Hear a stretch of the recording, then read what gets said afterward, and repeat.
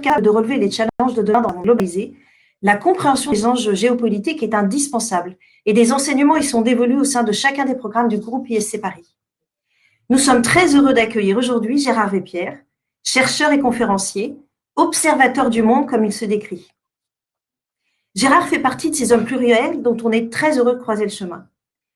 Plus de 20 ans de sa carrière est passé au sein du groupe américain 3M, où il occupe plusieurs fonctions, de chef de produit jusqu'à la direction du département de produits chimiques et rétroprojecteurs, ce qui l'amène à voyager dans le monde, dans plus de 50 pays, et à s'impliquer et découvrir le marché pétrolier. Il crée ensuite son propre cabinet de conseil pour accompagner les PME dans leur développement commercial, marketing et stratégique. Sa troisième partie de carrière, il la consacre à l'observation du monde et au partage de ses réflexions et analyses. Sur son propre site d'abord, Le Monde décrypté, mais aussi dans les colonnes de La Tribune, journal auquel il apporte sa contribution et ses éclairages depuis plus de 5 ans. Et enfin en participant à de nombreuses émissions TV et radio. La prochaine étape sera peut-être l'écriture d'un ouvrage, mais chut, je ne vous en dis pas plus pour l'instant. Aujourd'hui, Gérard Vépierre est parmi nous, chez vous, pour nous parler d'un sujet aussi passionnant que complexe, les rapports entre les États-Unis et la Chine, ou plutôt l'affrontement entre ces deux puissances mondiales. Je vous laisse la parole, Gérard, pour nous éclairer sur ces sujets. Nous répondrons à vos questions à l'issue de la conférence. Alors soyez prolixes. Merci à vous, Christelle, de cette introduction. Bonjour à tous et merci d'être nombreux à venir à nous voir et écouter. Donc, le choc entre les États-Unis et la Chine, on est dans l'actualité avec effectivement le Covid-19 et les invectives des deux côtés du Pacifique. On a été il y a un an et demi, dans la guerre des tarifs. Mais au-delà de ces tendances, au-delà de ces agressions, qu'y a-t-il de profond dans le domaine économique, dans le domaine géopolitique, dans le domaine géostratégique entre la Chine et les États-Unis? Alors, avant de rentrer dans le vif du sujet, quelques chiffres cadres. 1,4 milliard de Chinois, 330 millions d'Américains. Les États-Unis ont un PIB de 21 000 milliards de dollars. La Chine, 14 000 milliards de dollars. Donc, pratiquement 4 fois plus d'Américains produisent 50% de richesse de plus que le fait la Chine. Et en consommation de pétrole, eh bien, vous avez les États-Unis à 21 millions de barils par jour et la Chine à 14. Voyez-vous donc quelques éléments. Alors, le premier graphique vient de s'afficher et c'est un graphique exceptionnel qui vous permet de voir depuis le début des années 60 la progression de la croissance chinoise année après année. Vous voyez deux parties dans cette courbe, une première partie donc ascendante jusqu'en 2008 et après une deuxième partie déclinante à partir de 2008. Alors pourquoi cette rupture? Eh bien effectivement la crise de 2008 a provoqué une réduction de la demande internationale mondiale en produits de toutes sortes, donc baisse des taux de croissance. Deuxièmement, une baisse de la consommation aussi intérieure chinoise, progressivement. Et troisièmement, aussi une baisse de la compétitivité chinoise, les salaires augmentant progressivement. Donc, année après année, les prix de revient chinois augmentent et rendent les produits chinois un peu moins compétitifs. Donc, merci de supprimer le graphique. Donc, quelles sont les conséquences que la Chine a tirées de cela? Eh bien, donc dans deux directions. La première, c'était de augmenter la valeur ajoutée, la technologie de ces produits, donc avec effectivement des bonds vers l'intelligence artificielle, vers l'ordinateur quantique et vers les technologies spatiales. Et deuxièmement, eh bien, la grande direction nouvelle, ce sont les nouvelles routes de la soie. Trois axes sur ces nouvelles routes. Premièrement, un axe maritime, et vous remarquerez que, in fine, cet axe maritime, eh bien, aboutit à l'Europe de l'Ouest. Deuxièmement, vous avez un axe donc qui couvre l'ensemble de l'Asie de l'Est et du Sud, à partir de la ville d'Urumqi. Retenez ce nom, on en reparlera tout à l'heure. Donc Urumqi sous le petit cartouche bleu des Silk Road. Et finalement, vous voyez, toutes ces routes aboutissent à l'Europe de l'Ouest. Et donc, la volonté chinoise là est évidente de sortir, d'apporter à l'Europe de l'Ouest, qui est avec donc sa population Europe plus Ukraine plus Turquie, on est à 600 millions d'habitants, on est dans un niveau de PIB de 18 000 milliards de dollars. La deuxième puissance économique, le deuxième marché du monde est là. Et la Chine a décidé donc d'aller à la rencontre après avoir reçu donc la visite des acheteurs du monde entier. Là, il s'agit d'aller avec des routes ferrées, avec des routes maritimes, et bien de propulser la production chinoise améliorée vers ces pays et donc de déplacer la dominante américaine que nous avons actuellement et depuis la Seconde Guerre mondiale de façon logique sur l'Europe avec la présence des sociétés américaines. Donc le grand défi, c'est qui détient l'Europe devient la première puissance mondiale en ajoutant donc le marché de base chinois ou le marché de base américain, qui détient l'Europe devient la première puissance mondiale. Donc c'est vraiment là le foyer de conflit et tout ce qui s'est passé à partir de cette date 2013-2014 où les routes de la soie ont commencé à sortir, eh bien, les États-Unis ont apporté une stratégie, une réponse stratégique globale que l'on va voir volet par volet. Donc, premièrement, une réponse économique, effectivement, avec une demande de variation des d'axes douanières de façon à diminuer la croissance chinoise, parce que l'objectif de diminuer la croissance chinoise est clé. À partir du moment où elle diminue, cela devient plus difficile pour la Chine de financer les routes de la soie. Donc, deuxièmement, de faire attention à tous les éléments juridiques autour des brevets et de la technologie, là aussi pour éviter la montée en puissance des technologies chinoises par pillage. Donc, nous sommes là au cœur du débat économique. Premier volet, l'affrontement économique de façon à appauvrir la croissance chinoise, à diminuer la croissance chinoise pour affaiblir donc le financement des routes de la soie. Deuxième volet et diapositive suivante, vous avez l'image de la Chine. Donc l'image de la Chine et l'image du régime, l'image de répression du régime, et une des zones tout à fait exemplaires de cela, eh bien c'est le Xinjiang avec la population musulmane ouïghour. Donc les États-Unis ont décidé de mettre donc dans le domaine de la communication toutes les infractions chinoises au domaine de la liberté publique, de la liberté de culte, donc du respect des droits de l'homme sur ce territoire. De même que vous avez vu le soutien des États-Unis au mouvement de Hong Kong, de même que vous connaissez le soutien des États-Unis vers les dissidents chinois et le soutien des États-Unis vers Taïwan. Donc, deuxième volet, après l'économie, une politique de communication sur les droits de l'homme bafoués en Chine dans toutes les circonstances possibles et imaginables. Troisième volet, eh bien, un containment, et diapositive suivante, un containment géopolitique, car vous avez au nord de la Chine la Mongolie, au sud-ouest l'Inde, et vous avez au sud le Vietnam.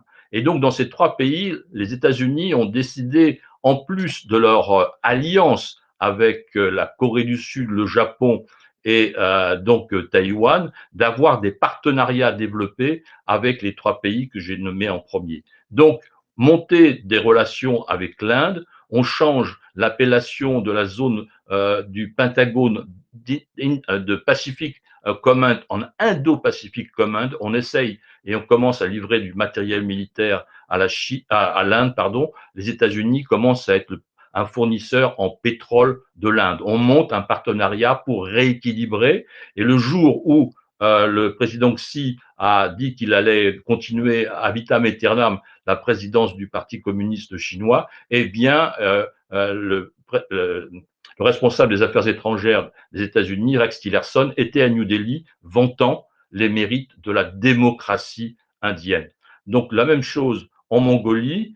Le ministre de la Défense, le chef du Pentagone était en Mongolie il y a quelques mois pour créer un partenariat, non pas de défense, mais monter effectivement un partenariat global. Et puis aussi, depuis 25 ans, tous les présidents des États-Unis visitent le Vietnam et donc aident ce pays à se désenclaver de l'importance chinoise. Et il y a 2 ans, un porte-avions nucléaire américain, le Carl Wilson, est venu passer quelques jours dans la baie de Cam Ranh, cette baie même où les Marines avaient débarqué en 1965. Voyez-vous, donc, il y a un revirement géopolitique global des États-Unis autour de tous les pays ceinturant la Chine. Autre volet, et diapositive suivante, vous avez la volonté des États-Unis et aussi des puissances internationales d'éviter l'expansionnisme chinois en mer de Chine, en mer de Chine du Sud. Alors pourquoi les Chinois veulent étendre leur influence? Premièrement, au nom du prétendu droit chinois, appelons-le comme ça, puisqu'il y a une carte qui date de 1949, la carte des 9 traits, qui met en avant donc la propriété entre guillemets de la Chine sur l'ensemble des îles de la région. Cette position a été déboutée par la Cour d'arbitrage de La Haye en 2017, mais les Chinois n'ont pas reconnu cette décision-là. Donc ils continuent à occuper le maximum d'îles qu'ils peuvent. Pourquoi cette importance maritime? Premièrement, 90% de leurs exportations passent par la mer. Deuxièmement, 90% de leurs importations de pétrole passent par la mer. Pour nourrir 1,4 milliard d'habitants, les ressources halieutiques, effectivement, sont de première importance. Et puis, il y a des réserves importantes de potentiel gaz et pétrole dans la région. Donc, vous avez en plus l'île de Hainan que vous apercevez qui reçoit la base des sous-marins nucléaires chinois. Donc, vraiment, volonté internationale, diapositive suivante, de s'opposer à cela. Voyez-vous là cette stratégie des nénuphars sur les îlots, aussi bien des îles Paracels, surtout sur les Spratlais. Donc cette volonté de développer à partir d'îlots rocheux des bases militaires, donc de façon à asseoir la souveraineté chinoise sur cette partie de mer de Chine. Donc les pays internationaux s'opposent à cette vision. Diapositive suivante. Donc vous avez effectivement des opérations qu'on appelle des FONOPS, Freedom of Navigation Operations, où les États-Unis, soit avec leurs moyens maritimes, soit avec leurs moyens aériens, continuent donc de naviguer ou de voler dans les eaux et dans l'espace qui est considéré par l'ensemble des pays du monde comme international, alors que la Chine donc les considère comme étant des zones d'influence et chinoises, et donc il doit y avoir soit une interdiction de navigation, soit un préalable d'information à traverser l'espace ainsi pris en compte par la Chine. Cet effort est international, figure sur un des clichés un bâtiment donc français, le Dixmude, qui était donc dans la région en 2018, pour bien faire voir à la Chine qu'il y a une demande internationale de liberté de navigation dans cette région. Et également, les Anglais ont envoyé des bateaux dans plusieurs années consécutives. L'an dernier, la France a à nouveau envoyé une frégate, la Vendémiaire, dans le détroit de Taïwan. Donc, autre volet de containment de la Chine, cette fois-ci en mer de Chine et avec les interventions internationales. Donc, cinquième volet du conflit et du containment de la Chine par les États-Unis et par aussi un certain nombre de pays dans le monde, c'est la technologie et la conquête spatiale. Donc, en technologie, vous connaissez les conflits avec la société Huawei de matériel de téléphonique et de matériel de télécommunication, mais aussi il y a l'exploitation des brevets par les Chinois de façon exagérée, des brevets internationaux. Donc ça a été aussi combattu. Et donc, autre aspect de la lutte, c'est la conquête de l'espace. Les Chinois ont donc un programme spatial tout à fait robuste, avaient décidé d'aller sur la Lune à partir dans la décennie 2030 en construisant une fusée de la famille des Saturn V qui ont effectivement conduit les États-Unis sur la Lune. Ils ont eu quelques retards et ils ont donc décidé d'arriver plus léger, si je puis dire. Sur le schéma, vous voyez le fameux lemme américain au milieu des trois systèmes d'atterrissage, 15 tonnes de poids, le petit système chinois avec 2 hommes à bord aussi, 5 tonnes, donc de voyager léger. Et les Chinois sont allés présenter ce projet aux Russes en octobre 2018. les États-Unis ont été informés de cette accélération du programme chinois et donc ils ont décidé en mars 2019 de faire arriver sur la Lune en 2024 la première femme et le prochain Américain. Donc, à nouveau, de pouvoir battre la Chine sur le programme spatial et sur cette vision aussi symbolique qu'elle est et puissante de l'arrivée d'un homme chinois sur la Lune. Donc voilà l'ensemble des dispositifs. Voyez-vous, on n'est pas dans une querelle simplement de surface. Les États-Unis ont développé un programme global en 5 volets: économique, droits de l'homme, géopolitique avec les pays entourants, la Chine, et de contenir l'expansionnisme chinois en mer de Chine et de contrer le développement et l'impact de la conquête spatiale chinoise en étant les premiers à retourner sur la Lune. Donc, voilà l'ensemble du dispositif. Nous sommes aux 15 minutes accomplies. Donc, ce qu'il faut bien comprendre, c'est que il n'y a pas une querelle de surface et il n'y a pas une réponse au coup par coup. Il y a un plan stratégique américain global visant à contenir donc l'expansionnisme chinois et à éviter la création de ces nouvelles routes de la soie. Les États-Unis sont les champions, entre guillemets, de la planification. On le sait par les entreprises américaines qui assurent leur puissance par leur propre plan stratégique. On le sait parce que le Pentagone est une force de planification mondiale. On le sait parce que le secrétariat d'État, donc le ministère des Affaires étrangères, a 200 personnes pour la seule planification de la politique américaine. Donc voilà, une planification volontariste de contrer l'expansionnisme économique chinois par les 5 volets que je viens de vous décrire. Merci de votre attention.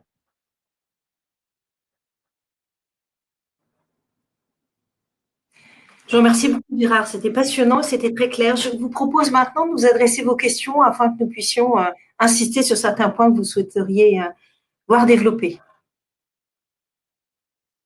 Alors, j'ai une première question. Quelle est la contribution pour vous du président Trump à cette stratégie? Le président Trump est un homme du devant de la scène, n'est-ce pas? Comme je viens de dire en terminant la présentation, la stratégie américaine, elle est globale, elle est réfléchie, elle est stratégique. Donc après, il y a l'homme qui va vocaliser la stratégie. Alors, il le fait avec sa faconde, il le fait avec sa manière, mais il présente vraiment le back-office, si je puis dire, de la stratégie américaine. Et réélu ou pas, je pense que la stratégie américaine ne changera pas. Si le président Trump ne devait pas assurer un deuxième mandat, eh bien, la stratégie d'affrontement ou de contentment avec la Chine continuera. L'objectif des États-Unis, c'est d'éviter la construction des nouvelles routes de la soie. D'accord, merci Gérard. Alors j'ai une autre question qui s'affiche. Que pensez-vous du piège du Thucydide? Pensez-vous qu'une escalade militarisée soit à envisager et probable dans un futur proche entre les deux grandes puissances? Il n'y aura pas d'escalade parce que d'abord, il n'y a pas de début. Ce que nous pouvons voir, c'est que dans les prochains mois ou les prochaines années, peut-être même prochaines semaines, on ne sait pas, c'est ce que j'appellerais volontiers, de façon un peu triviale, du froissage de tôle, comme dans un accident de voiture. C'est-à-dire que en mer de Chine, il se peut qu'il y ait des navires américains et chinois qui se frôlent de très très près. On a déjà eu l'expérience avec des navires de guerre russes. Et juste au moment, justement, où le président Xi était à Moscou, en discussion avec Vladimir Poutine, eh bien, un croiseur russe a serré de très près un bateau militaire américain dans le Pacifique. Donc, on voit qu'il y a là des tensions, mais il n'y a aucune volonté d'affrontement, car on le voit aussi en parallèle avec l'Iran. Il y a des escarmouches, mais pas d'affrontement. Je vous remercie beaucoup, Gérard. J'en profite pour tous vous dire qu'à la fin, il y aura une petite question qui vous sera posée. Donc, je vous remercie de pouvoir participer au sondage que nous avons mis en place. Alors, j'ai encore une autre question. Que se passerait-il dans le cas d'une déclaration de guerre contre l'Iran? Cela provoquerait-il une réaction de la Chine, à votre avis? Il n'y aura, enfin, la stratégie est, on n'est pas là dans des décisions de très court terme et des jeux de pile ou face. Comme je le disais il y a quelques minutes, le Pentagone est la plus grande machine de planification au monde. Bon. Donc tout cela est déjà bien chapitré et en face de toute action, il y a déjà des écrits qui prévoient les réactions. Quand il a été question d'éliminer le général Soleimani le 3 janvier, et bien cela, ça a été un changement que les États-Unis ont effectué parce qu'il y avait un changement politique de l'Iran. Si on pose un petit peu cette question, pour la première fois au mois de septembre, au mois d'octobre, au mois de novembre, on voyait dans des pays voisins de l'Iran des minorités ou des foules dire l'Iran dehors.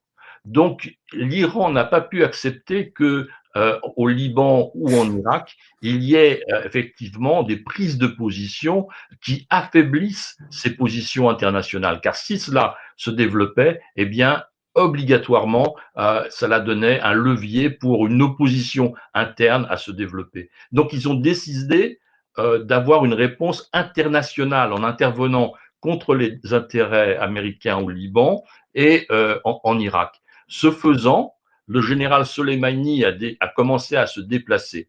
Et j'ai fait excusez-moi de parler directement, mais j'ai fait un article dans la revue de la Défense nationale traitant spécifiquement de ce sujet-là. Et donc, l'Iran est sorti de ce qu'on appelle la guerre hybride, la guerre où on se cache, n'est-ce pas? La guerre hybride est une guerre entre États, mais où les soldats ne portent pas d'uniforme et où les armes sont employées, mais on ne dit pas qui les a tirées. Regardez le Yémen sur l'Arabie saoudite, regardez l'Ukraine et la Russie, n'est-ce pas? Donc voilà les formes de guerre. Et l'Iran a pratiqué cela avec les tankers dans le Golfe, avec les bombardements sur les installations pétrolières saoudiennes.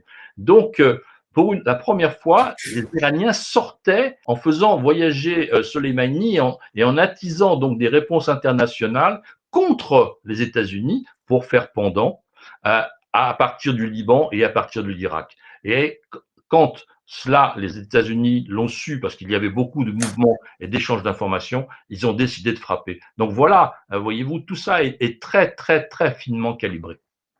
Je vous remercie Gérard. Une question. Quelles seraient d'après vous les répercussions de la crise actuelle du Covid-19 dans ces rapports Chine-États-Unis? Alors, ça, c'est une question très, très intéressante. Je pense qu'il y a deux volets à cette réponse-là, un volet qualitatif et un volet quantitatif. Un volet qualitatif parce que on voit poindre un certain nombre d'attitudes ou un certain nombre d'éditoriaux qui demandent des comptes à la Chine. D'où est partie l'économie de la pandémie, pardon, d'où est partie la pandémie, et qui a eu une volonté de ne pas dire exactement ce qui se passait. Souvenons-nous de ce jeune ophtalmologue Li Wenlian. J'ai appris son nom parce que il a été le premier à porter sur les médias et sur le web donc l'information en Chine en disant attention, on a un problème. Et qu'a fait le pouvoir chinois? Ils l'ont arrêté, n'est-ce pas? Et ce jeune ophtalmologue est mort des suites du Covid-19. Bon.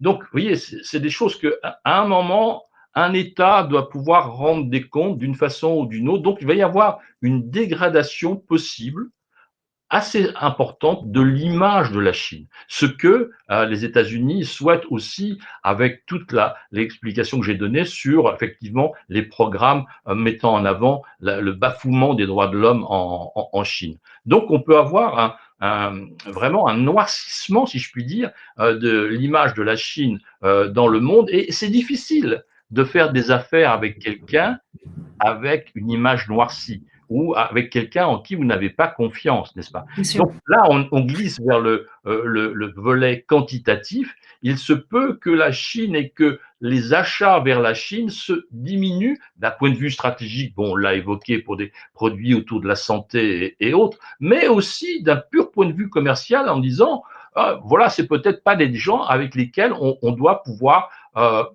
traiter en bonne éthique. Eh bien non, on n'achète pas chinois. D'accord. Alors, j'ai encore une question, j'en ai plusieurs d'ailleurs. Quelle place pour la France, l'Europe dans cette relation sino-américaine?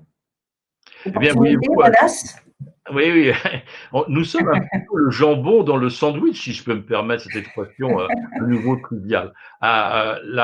L'Europe, effectivement, est la proie des routes de la soie. Donc, on a finalement à se décider si on accepte un basculement du monde asiatique vers l'Europe, ou bien si on reste dans un univers qui est notre univers culturel, qui est notre univers économique, qui est notre univers politique, des droits de l'homme, de la liberté d'entreprise, de la démocratie. Et donc, nous avons à ce moment-là à choisir, l'Europe a à choisir et à dire, comme d'ailleurs Emmanuel Macron l'a déjà fait, en disant aux Chinois, en faisant convoquer l'ambassadeur de Chine à Paris pour des propos qu'il n'avait pas à tenir. Donc, voyez-vous, il y a déjà des prises de position très claires d'un point de vue national, mais aussi, je pense, qui peuvent être au niveau européen. Et d'ailleurs, il y a eu de nombreux appels de l'Allemagne et donc d'Angela Merkel et d'Emmanuel Macron d'avoir une position unie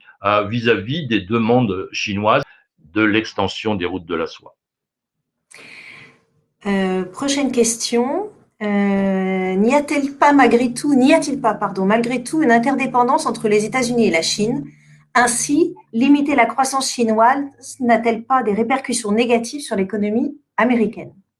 Très intéressant. Alors, quelques chiffres toujours. Moi, j'essaie, comme vous avez peut-être pu le remarquer, de partir des faits pour arriver à des idées et non pas de partir d'idées pour rester dans les idées. Bon. Donc, la Chine, son PIB repose à 10% sur les exportations. Donc, la Chine exporte 10% de son PIB, 1400 milliards de dollars. 40% de ces exportations, 40% de ces 1400 milliards vont vers les États-Unis, c'est-à-dire 560 milliards de dollars. Et la Chine actuellement, enfin en 2018 disons, achetait aux États-Unis 100 milliards de dollars. D'où la querelle qui a été amenée par le gouvernement américain des droits de douane pour acheter nous plus, etc. Donc voyez-vous, 500 milliards que les États-Unis achètent en Chine, 540, 560, c'est vraiment beaucoup d'argent et pratiquement la moitié des exportations chinoises. Donc les États-Unis ont vraiment la main sur quelques points de PIB, alors que les 100 milliards d'achats chinois aux États-Unis sur les 21 000 milliards du PIB américain, voyez-vous, ça ne représente que 0,5%. Donc, c'est là que se joue aussi le bras de fer, c'est que finalement, par la puissance de ces achats, les États-Unis, la puissance de leurs achats, les États-Unis ont une influence sur l'économie chinoise. Peut-on parler de guerre froide économique entre la Chine et les États-Unis? Alors, guerre froide, bon, c'est une expression. Je pense que la guerre froide, quand elle est née entre l'Union soviétique et les États-Unis, elle était globale, elle était économique, elle était politique, elle était stratégique. Bon, et je pense qu'avec les 5 volets que j'ai évoqués tout à l'heure, donc il y a une vraie rivalité. La différence peut-être avec la guerre froide du siècle précédent, c'est qu'on continue quand même à se parler. Parce que les moyens de communication sont complètement différents entre 2020 et 1970, parce que donc il y a 50 ans d'expérience aussi en affaires internationales. Il y a des sujets brûlants comme la Corée du Nord, comme les escarmouches en mer de Chine. Donc on doit continuer à se parler. Donc il y a une tension globale, c'est certain, avec une volonté américaine de limiter l'expansionnisme chinois. Ne croyez-vous pas, pardon, que la Chine va tout faire pour maintenir les routes de la soie? À n'en pas douter, mais je pense que, bien sûr, c'est évident, c'est une stratégie qui est donc née de l'observation de la baisse, comme on l'a vu tout à l'heure, de la croissance chinoise, des raisons de cette baisse, et donc de vouloir sortir, comme les Chinois sont sortis de chez eux au début du XVe siècle, en envoyant de mémoire en 1407 243 navires, 23 ou 28 000 hommes parcourir les mers du monde. Mais ça n'a pas abouti. Alors, est-ce que cette fois-ci, la deuxième sortie, entre guillemets, de la Chine, de son immense territoire, la deuxième fois de son histoire, va-t-il réussir? Je ne suis pas sûr, parce que les pays aussi qui sont traversés, je me suis entretenu récemment avec des représentants de certaines républiques russes du centre de la Russie, qui sont devenus très anti-chinois. Vous avez, par exemple, un autre élément avec l'Éthiopie. L'Éthiopie est la grande plateforme économique et industrielle de la Chine en Afrique. Il y a 100 millions d'habitants en Éthiopie, donc c'est déjà un marché intérieur. Et en plus, la position de l'Éthiopie à l'entrée de la mer Rouge et donc l'arrivée vers l'Europe en fait une plateforme de production intéressante. Eh bien, la présidente, c'est une femme qui est présidente de l'Éthiopie, a dit récemment à Emmanuel Macron, parce qu'elle est francophone, s'il vous plaît, investissez chez nous, nous ne voulons pas rester dans les mains des Chinois. Voyez-vous. Donc il y a aussi un sentiment tout à fait intéressant de voir la réaction des systèmes politiques, la réaction des pays qui ont établi des relations avec la Chine. Et je voudrais ajouter une information qui m'est venue il y a quelques jours et que je partage avec vous. Les États-Unis ont attaqué l'OMS en disant, vous, OMS, vous n'avez pas fait votre boulot, vous n'avez pas donné l'information concernant le Covid suffisamment tôt, etc. Le directeur général de l'OMS, je vais peut-être pas retrouver son nom, Ghebreyesus, je crois. Eh bien, de quelle nationalité est-il? Il est éthiopien, n'est-ce pas? Donc, voilà, il a suivi les recommandations que le grand parrain chinois a données. Voilà comment les choses se sont passées. D'accord, merci pour cet éclairage, effectivement. Qu'est-ce que la Chine compte faire de ces 3 000 milliards de réserves en USD? C'est d'abord, il y a un problème chinois qui n'est pas la dette de l'État, mais qui est la dette des entreprises, et un troisième problème qui est la dette des régions. Car les régions chinoises ont pratiqué un shadow banking pour aider les entreprises locales, et maintenant que l'on est dans des situations de moindre croissance, voire de décroissance, les problèmes de dette des entreprises chinoises et des régions vont être sous le feu des projecteurs. Et il y a un autre souci qui est la pratique des prêts bancaires contre garantie d'action. Donc, quand la banque chinoise prête à une entreprise, elle prête à concurrence d'un niveau d'action, de valeur du capital au moment du prêt.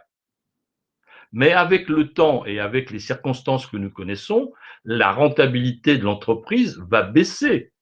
Donc, la valeur de l'entreprise va baisser. Donc, la banque va être obligée de faire du write-off, de prendre des provisions sur des sommes qu'elle risque de ne pas revoir. Donc là, on flirte avec le début d'un problème systémique de l'industrie vers la banque, vers le monde financier.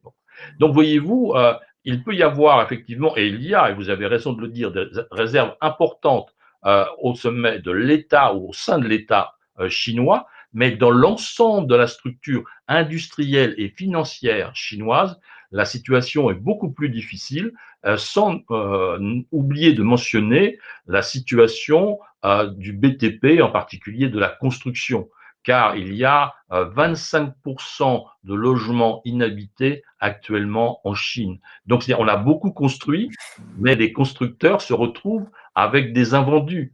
Or, eux aussi se sont tournés vers les banques, voyez-vous. Donc, on est là devant des problèmes qui vont peut-être surgir de façon étonnante. Alors, attendez, plein de questions qui arrivent toujours. Suite à ce conflit USA-Chine, les États-Unis peuvent-ils s'intéresser plus à l'Afrique afin de limiter l'influence chinoise en Afrique, à votre avis? Alors, les États-Unis ont pris conscience de l'importance de la Chine déjà il y a 25 ans. C'est le président Clinton qui a commencé cette impulsion, donc dans les années 90, Et à la suite de cette visite, il a passé pratiquement une semaine en Afrique. Il faut toujours suivre la relation entre la politique et l'organisation militaire aux États-Unis. Donc, pour la première fois, les États-Unis ont créé un African Command, c'est-à-dire que dans la structure de région militaire américaine qui couvre l'ensemble du globe, il y a bien sûr une région pour les États-Unis eux-mêmes, mais vous avez l'European Command, vous avez le Central Command pour le Moyen-Orient, l'Afghanistan, vous avez maintenant l'Indo-Pacific Command, et donc ils ont créé un African Command, donc avec implantation de troupes. Ils interviennent maintenant depuis Djibouti, n'est-ce pas, pour et combattre les rebelles Shebab en Somalie. Donc vous avez tous les mois des interventions de drones ou d'avions qui bombardent des positions. Vous avez bien sûr la contribution américaine, il ne faut pas l'oublier, à Barkhane.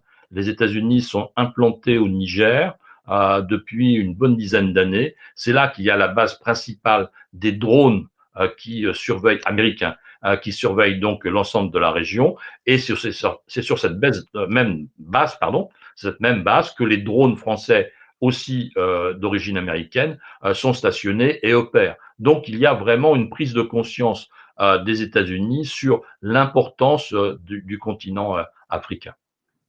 Je vous remercie beaucoup, Gérard.